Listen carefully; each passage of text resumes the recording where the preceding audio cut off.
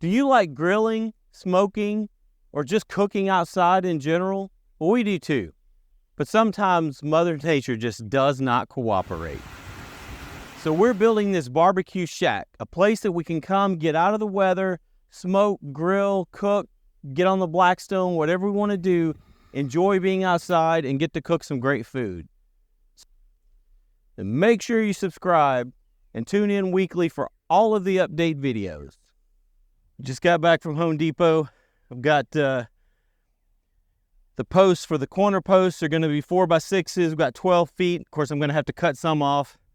12 feet's going to be too tall for the back at least. But at the same time, they had 10s and they were only a couple of dollars cheaper. So I said, well, I'd rather go ahead and pay the couple of bucks and get the 12 foots, and then I'll have more cutoffs. Then I've got 4x4 posts here that I'm going to use for the posts in the middle. They won't have quite as much weight on them, so I'll get those posts just in the middle.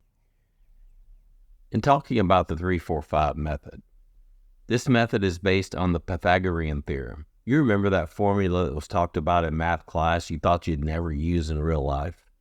The formula is a squared plus b squared equals c squared. In the 3-4-5 method, let's say a is 3, b is 4. So a squared is 9, b squared is 16. Add them together, you get 25. Take the square root of 25 to get c. So c ends up being 5. In this case, c would be the square root of the sum of a squared and b squared. This may sound obvious, but I just didn't want anyone to go trying to do this same squaring method with the 7, 8, 9 method or the 10, 11, 12 method or anything like that. Here we are, all bolted up and ready to go.